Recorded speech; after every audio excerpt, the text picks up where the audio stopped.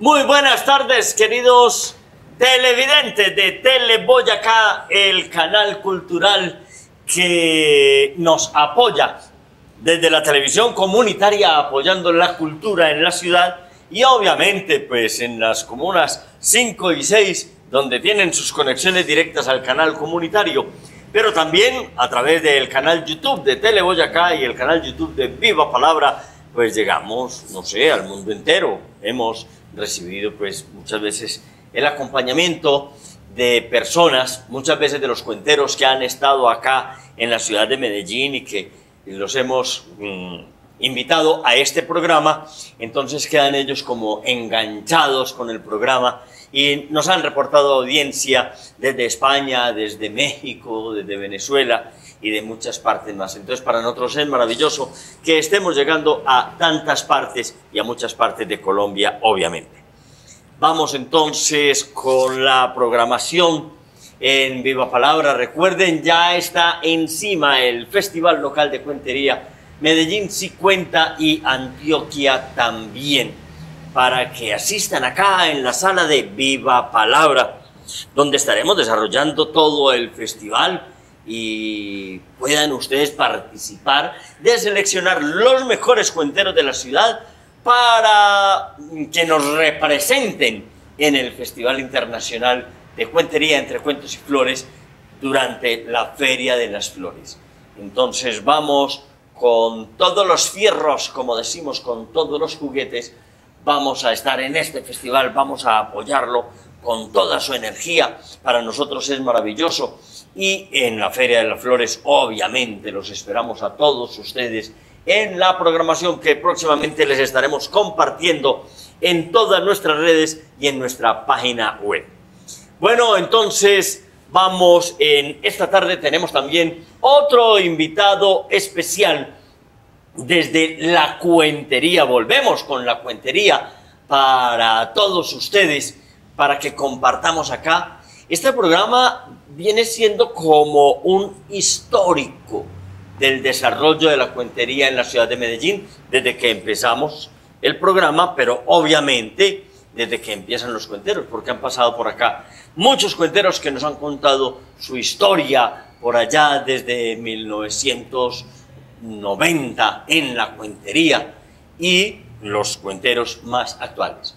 Vamos a invitar entonces, en unos momentos después de esta tanda de comerciales, a un cuentero de acá, de la ciudad de Medellín, que ha marcado unas pautas muy importantes en el desarrollo de la cuentería. La Butaca Editorial es la editorial de los cuenteros de Medellín. Si quieres conocer sus libros, visita en Instagram @labutacaeditorial. Disfrutando un delicioso café en los pocillos de Viva Palabra, que en los pocillos de Viva Palabra sabe mucho mejor. Tienen que venir para probar el café acá en Viva Palabra, en toda nuestra programación, en la programación miércoles, jueves, viernes, cuando tocan los sábados de Cuenteros en Apuros, en las programaciones gratuitas como son las de el jueves para contar, que es jueves para cantar, para recitar, para leer, para reír, para pasar sabroso, y los viernes de Parnaso de poesía y declamación. Como les estaba diciendo, tenemos entonces un invitado en esta tarde que ha incursionado en muchos campos del arte escénico, de las artes escénicas. Les estamos hablando de Juan Sebastián Monsalve. Recibámoslo con un fuerte aplauso.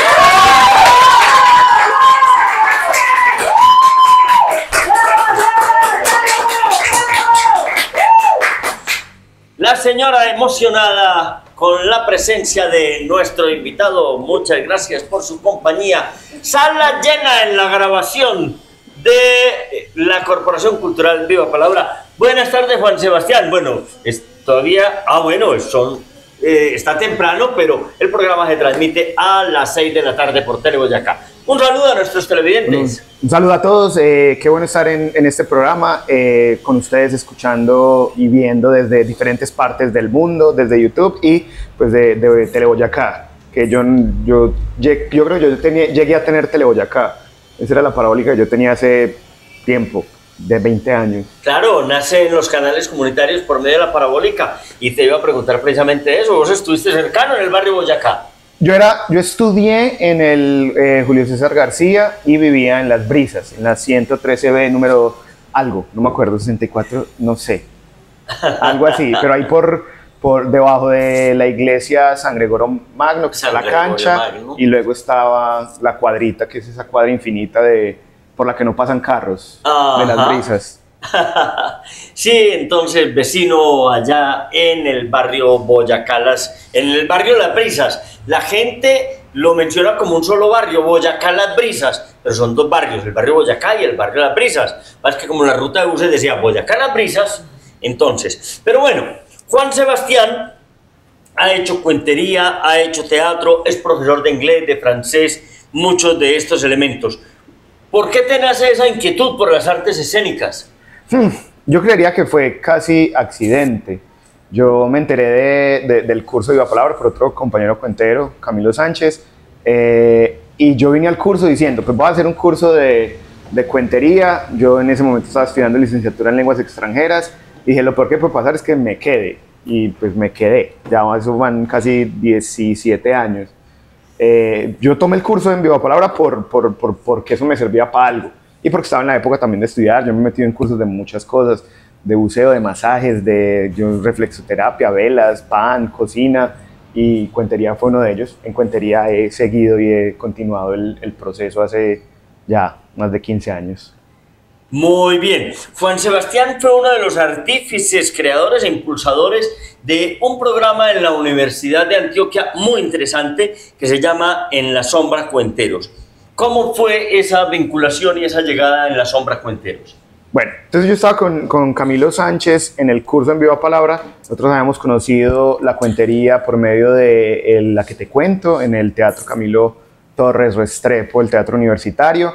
Vinimos al curso en Viva Palabra y por esas épocas, sería 2007-2008, se estaba empezando a surgir la idea de contar en la universidad, precisamente porque el proceso universitario se venía, todavía se hacía La que te cuento, pero ya no se hacían tantas funciones en las universidades porque el Arca ya tenía su teatro, Viva tenía su teatro, entonces en las universidades como que había, pero era muy esporádico. Entonces, por esa fecha, Camilo Hoyos, Harry Martínez, creo que Sandro Burgos, también estaban por los laditos Camilo Sánchez y Giovanni Torres, empiezan a conversar, a hacer, se hace una primera función como para testear y al año siguiente, a final de año, creo que el 2007, podría ser 2008, a final de año, y al siguiente año se empieza a regularizar. Ahí es que por influencia, pues por cercanía a Camilo, yo empiezo también en esas funciones después a parchar, a estar ahí, a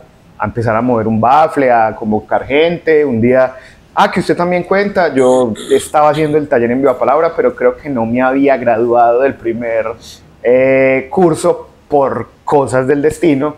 Pasaron cosas en esa clausura, pero pues me tiraron, conté un cuento corto y de ahí empezó como esa relación a cuajar. Entonces a ir más seguido, a ir cada 15 días que se hacía el espacio. Y ahí empecé como a vincularme pues en ese proceso muy cercano del inicio de ese taller en Viva Palabra.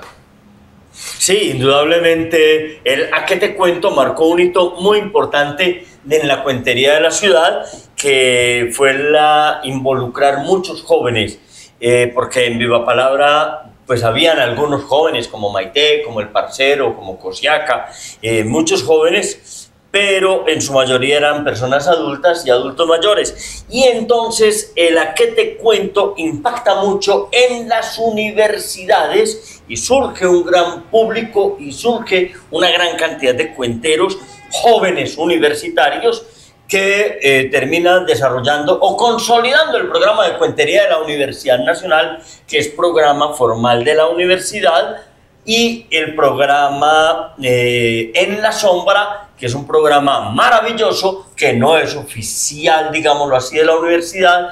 Sin embargo, todos estos jóvenes que unos van llegando, otros van saliendo, lo han sostenido y le han dado un gran impulso. Como hijo de En la Sombra Cuenteros, nace un festival.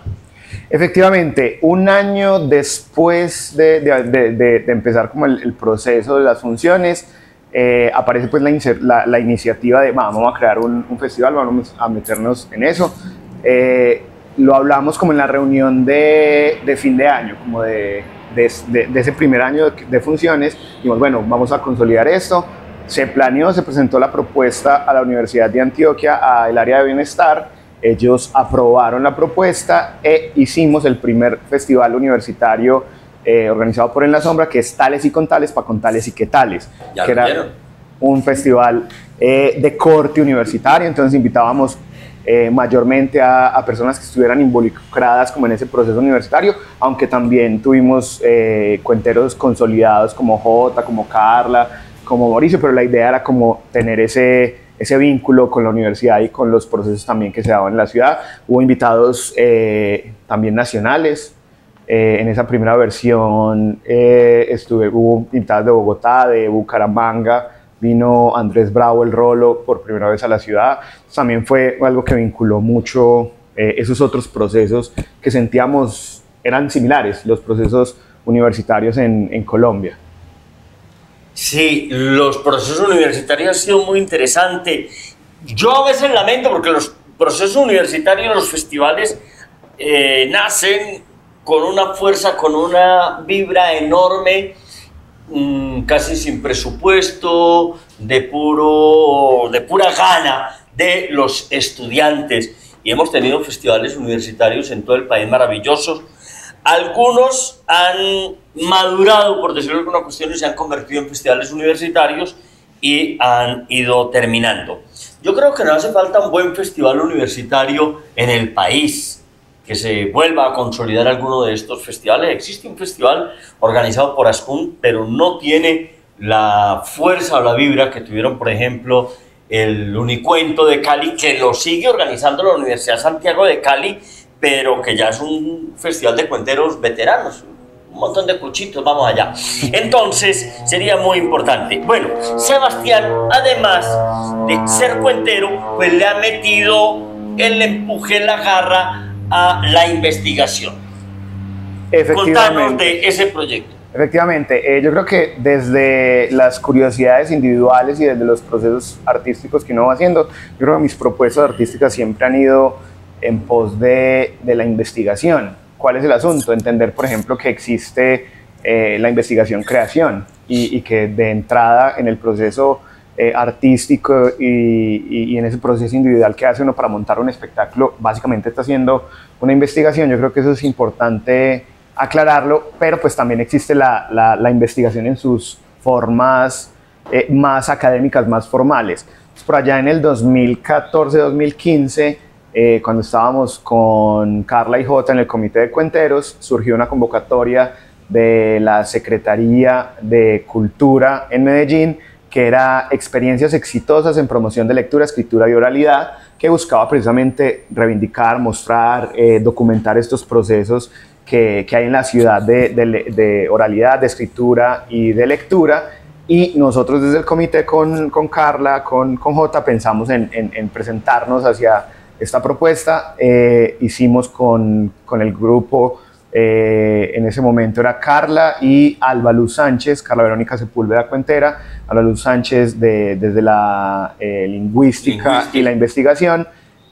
Hicimos la reconstrucción histórica y memorística de la narración oral en Medellín, desde sus inicios hasta esa época que era el 2015, y lo que hicimos fue prácticamente aprovechar que la historia de la cuentería en la ciudad está viva, podía hablarnos de primera mano, contarnos. Entonces hicimos unas entrevistas con esas personas que iniciaron el movimiento, le dieron fuerza, y con los procesos que también llevaban menos tiempo y los que estaban iniciando. Entonces tuvimos entrevistas con la Corporación Cultural Viva Palabra, con el Encuentro de Voces de Liliana, con la Corporación de Cuenteros, con Gloria Gudelo, con Juan Pablo Ricaute, con todas estas personas que iniciaron, con los chicos de A que te cuento, El Arca de Noé, con José Ricardo y Juan Diego, con Maite, con Yesid Castro de El Morenito Inc. Entonces tratamos como de conversar con todas esas personas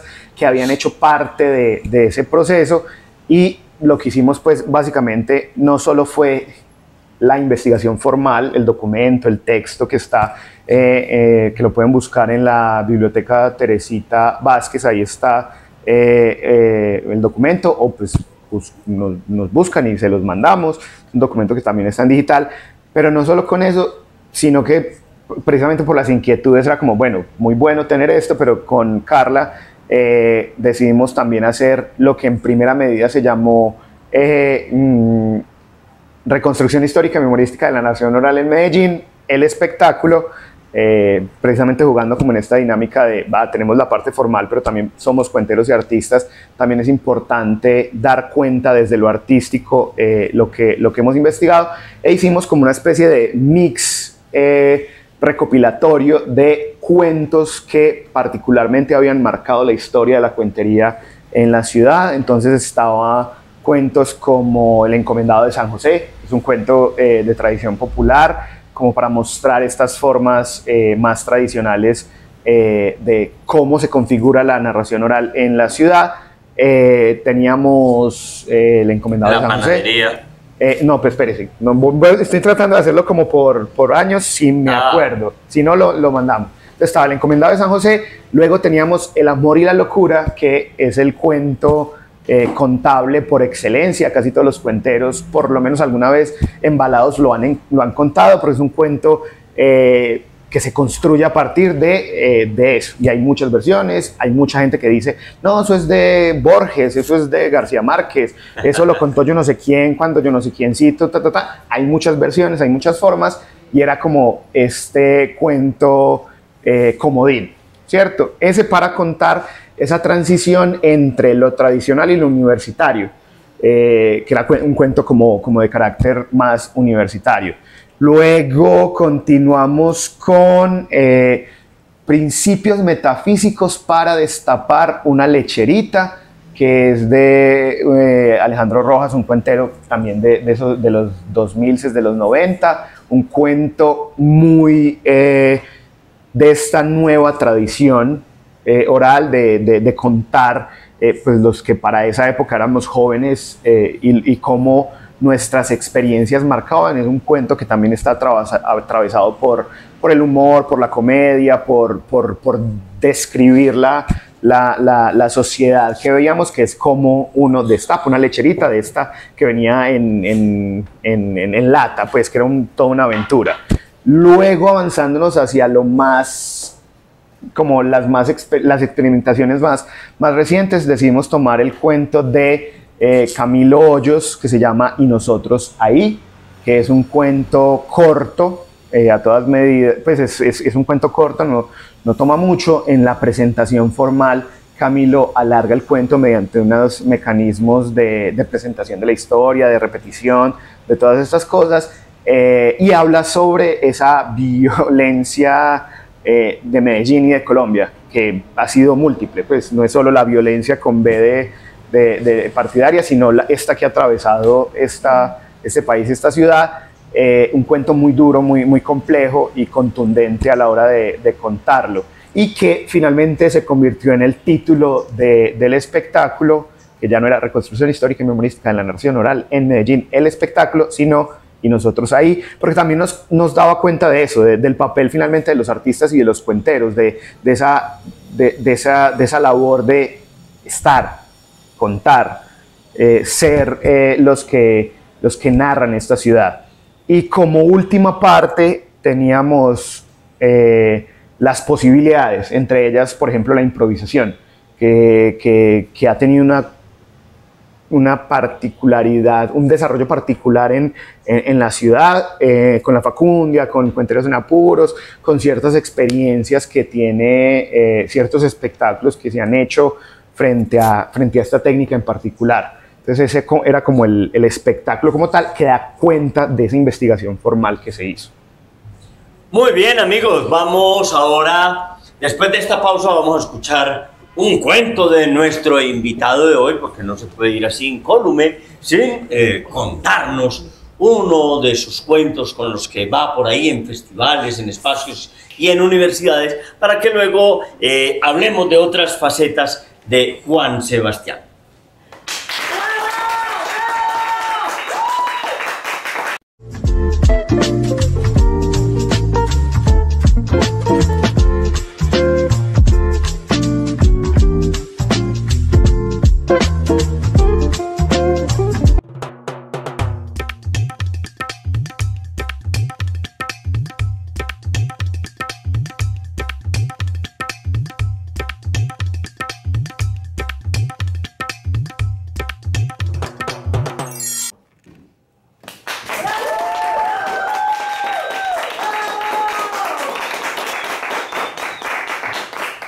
Yo no sé por qué las mujeres son como son. Lo conocen a uno tosco, parco, con una incapacidad absoluta para demostrar cariño, se meten con uno y luego son reclamando. Que mire, que vea que usted tan tosco, tan parco, con esa incapacidad tan absoluta para demostrar cariño, que ni siquiera me dice palabras de cariño bonitas, ni siquiera me dice flaca, gorda, bella, cuchurrumín, mi pequeño taconcito quemado, qué sé yo, esas cosas, ni siquiera me dice mi amor.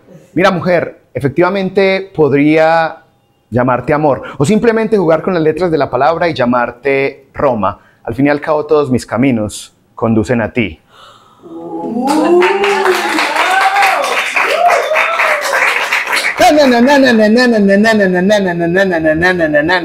Noticia de último minuto: Príncipe Azul se suicida luego de que su princesa le dijo que ya no lo amaba, que ella estaba en otro cuento.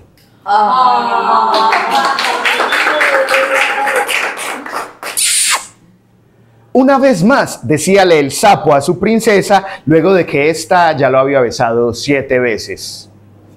Ella un poco contrariada, como... ¡Ay, no! ¡Ay, no! ¡Ay, no! ¿Por qué no te conviertes en un príncipe azul? ¡Ah! Lo siento, mamita, ¿quién la mandó a creer en cuentos de hadas?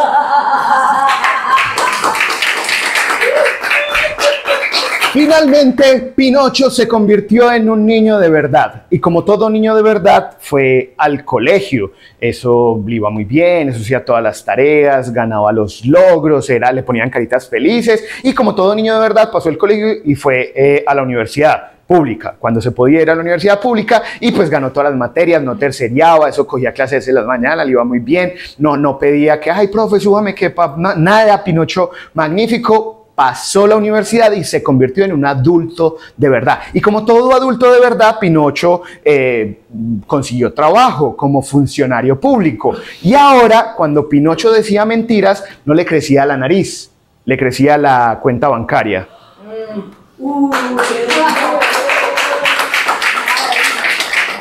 Es que la gente suele creer que los cuentos de hadas son fáciles, sencillos, que todo es vivir felices y comer perdices. Y ahí el primer problema, porque le dicen a uno perdiz y uno queda perdido, pues perdiz. O sea, que le dijeran fueron felices y comieron chicharrón, uno diría, oh, fueron muy felices.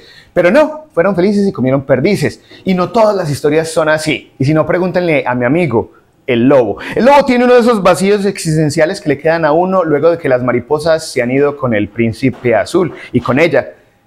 Y hace lo que todo macho inteligente hace cuando está despechado, que es beber. Y el lobo toma vodka, tequila, whisky, ron, aguardiente, cuando hay plata, y cuando no, pues toma alcohol industrial mezclado con frutiño, hol, cerveza, toma chirrinchi, moscatel, lo que se le atraviesa, y cuando está en lo más absoluto de su borrachera, pone la botella de lo que está tomando en la mesa y dice, ¡Caperucita! Sí, esa, la de la chompita roja.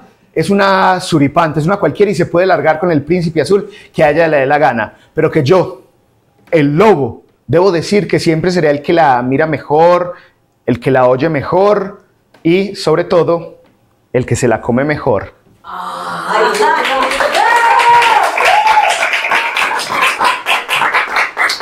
Yo no sé por qué las mujeres son como son. Lo conocen a uno tosco, parco, con una incapacidad absoluta de mostrar cariño, se involucran con uno y ya después son reclamando, que mire que usted tan tosco, tan parco, que vea que yo no sé qué, con esa incapacidad tan absoluta para demostrar cariño, que es que ni siquiera me dice palabras bonitas, no me dice gorda, bella, flaca, no me dice mi patacón quemado, no me dice mi amor.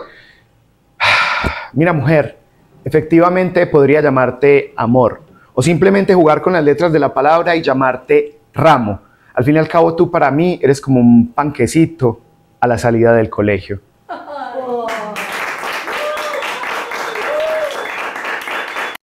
En Dulce Artesana, Café y Repostería Artesanal, convertimos el amor en dulzura y nuestros ingredientes en porciones de felicidad. Te invitamos a conocer nuestras delicias en la carrera 43, número 5832.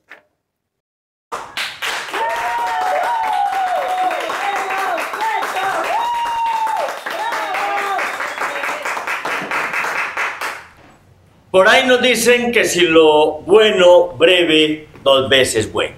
Ya pudieron ustedes apreciar este tipo de cuentos que, bueno, nos decía Sebastián que lo utiliza muchas veces como en la apertura de sus espectáculos y demás, porque los cuentos de él son de más largo tiro y también son muy usados en los procesos universitarios. Ya vemos cómo él tiene como una gran trayectoria, digámoslo, la formación, el peso formativo de él estuvo pues en el ambiente universitario donde estuvo proyectando. Pero Sebastián, no contento con ser licenciado en lenguas extranjeras, ser cuentero de la Universidad de Antioquia, pues entonces también le dio por el lado teatral. Cuéntanos de ese proceso en el teatro. Bueno, estábamos en pandemia, de aquella época asiaga que recordamos todos. Yo estaba estudiando en UPB Estudios Literarios y pues como estábamos en pandemia no teníamos que salir, yo dije, ¿qué puede suceder? ¿Qué puede ser? ¿Qué podemos hacer para mejorar esta experiencia? Y decidí estudiar la profesionalización en artes escénicas en la Universidad de Antioquia. Es un proceso apoyado por la Alcaldía de Medellín que ha permitido que diferentes artistas puedan certificar su profesionalismo en las artes escénicas, que creo que es algo que la ciudad necesitaba, porque muchos de los procesos, siendo muy buenos, faltaban con un certificado, un cartón que a veces impedía acceder a ciertos beneficios. Entonces creo que era importante. Yo me metí al proceso, fue interesante, complicado por lo que implica un proceso de profesionalización. Son muy cortos los encuentros y con mucha densidad, pero es importante encontrarse con los otros, con personas que están haciendo otro tipo de propuestas. Yo creo que lo más interesante finalmente de la profesionalización es el encuentro con los compañeros, ver otras perspectivas, conocer otros procesos de la ciudad que quizás uno ha ido a ver, pero pues no conoce de cerca. Entonces para mí fue muy interesante poder participar de esta conexión, de este encuentro, y también como que darse cuenta que uno sabe, pero a veces no sabe nombrar lo que sabe. Entonces también es interesante como que empiezan los docentes de la universidad a decir cosas como, pues eso lo hago yo, pues eso yo ya lo sabía. Quizás no con el vocabulario técnico, quizás no con el vocabulario académico, quizás muy desde lo empírico, pero están ahí esas cosas. Y también darse cuenta de otras cosas que uno quizás no ha estado... No ha hecho consciente. Entonces fue muy importante por ese punto de también darse cuenta, el saber que uno hace parte de un movimiento mucho más grande en la ciudad, el encuentro con otros y poder certificar finalmente esa experiencia en algo más tangible como es un diploma universitario.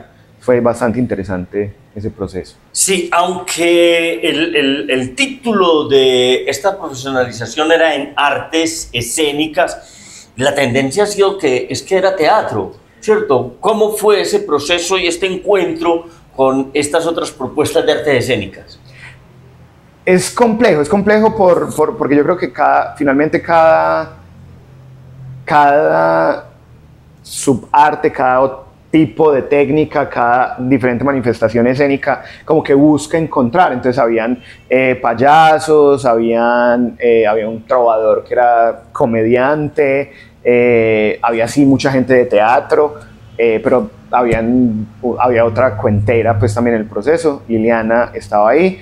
Es complejo porque finalmente para mí el asunto es entender que teatro es teatro, artes escénicas, teatro, finalmente es lo mismo, que hay algunos que exigen tecnificarse frente a un recurso como es el cuerpo, como es la voz, como son los títeres, como son el maquillaje, pero finalmente hay una propuesta teatral y escénica. Entonces a mí como que no me generaba tanta incomodidad, a pesar de un par de encontronazos a veces con los profesores que hubo pues por esa diferencia de, es que esto, entonces, ¿dónde cabe? Pero finalmente mi intención al estudiar la profesionalización era como, este es mi espacio y aquí estamos y puede que tengamos técnicas diferentes, pero finalmente hay una línea que nos une, que es esa historicidad de lo escénico. El teatro surge finalmente como una necesidad de contar las historias, que en el inicio era muy desde la palabra y luego se metieron los otros elementos. Entonces como que darle vueltas a lo mismo, diría yo. La cuentería es teatro y está ahí y tiene un espacio y hay que continuar haciéndolo. Bueno, Sebastián, se nos acabó el tiempo, queridos amigos de Tele Boyacá. Un agradecimiento grande a Tele Boyacá, siempre acompañándonos y promoviendo las actividades de Viva Palabra. Despídete de nuestros televidentes, Sebastián. Bueno, me despido de todos los que están en Tele Boyacá, los que están en YouTube. Muchas gracias por escuchar. Estos son los espacios que son importantes para que este tipo de arte se difunda. Muchas gracias a todos ustedes por escucharnos. Muchas gracias. Una feliz semana.